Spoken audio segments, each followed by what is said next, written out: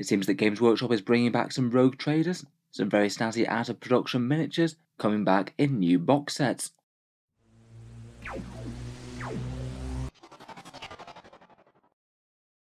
Hello and welcome back to Auspex Tactics, where today we're talking about Rogue Traders and Gelleropox Infected coming back, recently announced by Warhammer Community in one of their Kill Team articles. I think that these guys certainly seem like they'd be on the cards to return at some stage, but I must admit it's been a bit of a weird long delay between them releasing the initial box set and actually having them for sale individually, but apparently now's the time.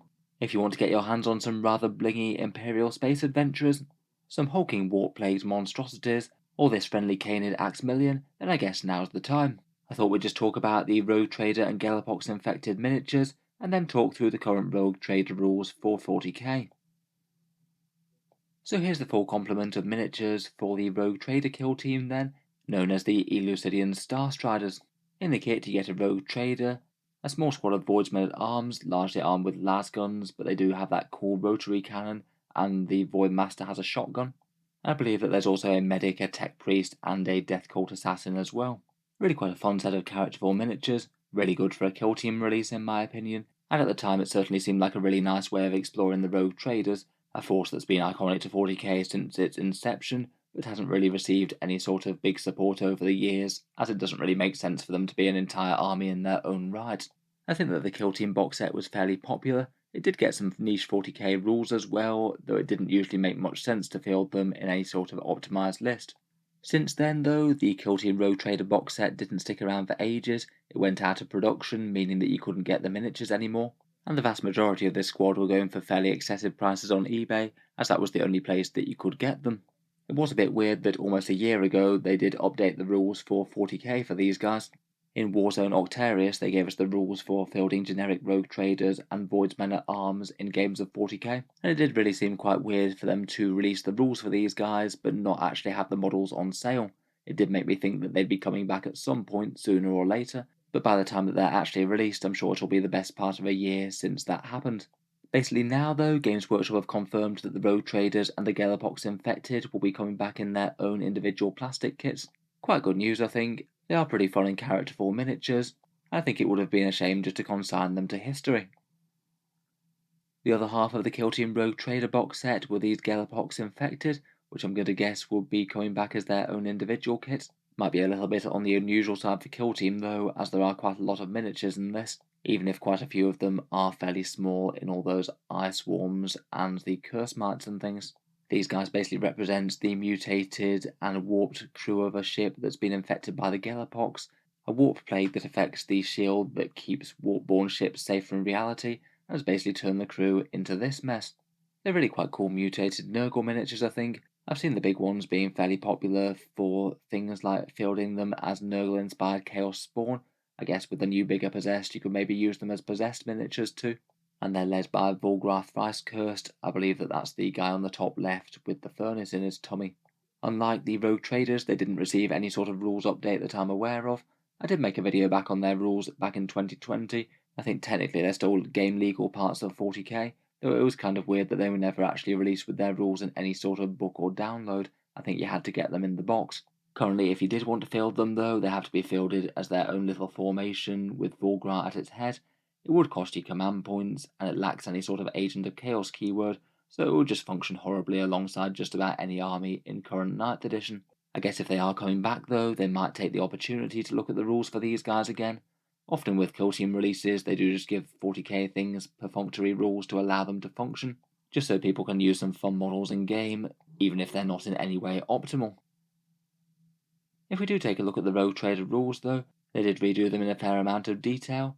Rogue Traders are their own HQ slot at 60 points or power level 3, a kind of similar stat line to say an Imperial Guard company commander, toughness 3, 4 wounds, 3 attacks and a 4+ save. They do have a few interesting keywords as well, Rogue Trader and Astra Cartographica, and they do count as agents of the Imperium, which means they are actually quite easy to field in an army. If you prefer these to say an Inquisitor or something, you can just drop them into a detachment. The only restriction is that they can't occupy a mandatory HQ slot unless it's a full Rogue Trader detachment.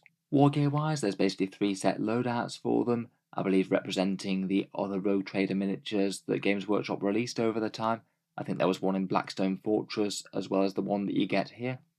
First up, we've got one that has a digital laser, a 12-inch pistol that shoots a shot for 1 mortal wound, and a pistol that also is strength 5, AP3, damage 2, so a little bit of close range shooting there, plus a cane rapier that gives you 6 attacks at strength 4, AP2, and damage 1.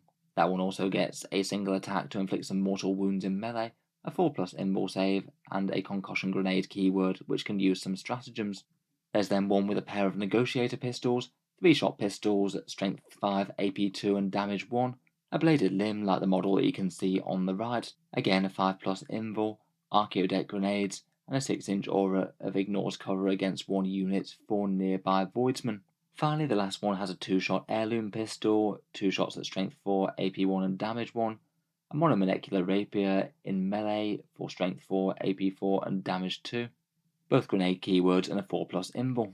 In general, I feel like they all add up to something just a little bit underwhelming for the 60 points, to be honest. In general, I think that aside of a fun and fluffy choice, you don't really want to be putting them into most attachments, compared with an HQ that can actually have more synergy with your own army. The only leadership abilities that they have are making Voidsmen at Arms Leadership 9. Interestingly though, I have seen some people using the Voidsmen at Arms competitively in 40k. They're an elite slot and also get the Agents of the Imperium keyword, so you can just slot them in random detachments if you want a cheap infantry squad. The basic Voidsmen hit on 4s and a toughness 3, and are basically guardsmen that have a 4+ armor save. Again, as Agents of the Imperium, they don't break any detachment or army-wide special rules. Otherwise, they're all armed with a lasgun and a las pistol. The Voidmaster gets a fun shotgun for 2 shots at strength 4, AP1 and damage 1. One model in 5 can take a rotor cannon, 10 points for 4 shots at strength 6, AP-1 and damage 1 as well. And if you upgrade to Axemilian, then that's a single-use melee attack for 1 mortal wound on a 2-5 or D3 on a 6. Their only special rule is to get +1 to hit in melee when in area terrain. The reason that some people find these guys competitively interesting is that they can be a very cheap individual unit that you can just add into an army. If you're playing something like Adeptus Custodes, for example, this is the cheapest infantry unit that you basically have access to. Could just be used for camping on an objective or something. And I think technically they can also fill mandatory transport slots. Say if you wanted a land speeder storm for Space Marines, you could technically put these guys here instead of scouts. Basically, they're just a cheap unit that you can use if you want something to do some dying or do some actions or something, and you don't want to commit any points to them actually dealing decent damage.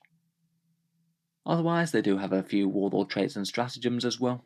I must admit, nothing too exciting. There's CP refunds on rogue trader stratagems, a 6-inch aura of obsec and shooting while doing actions for voidsmen, or making them a bit messier in melee, and you could buy them in for a command point if you wanted.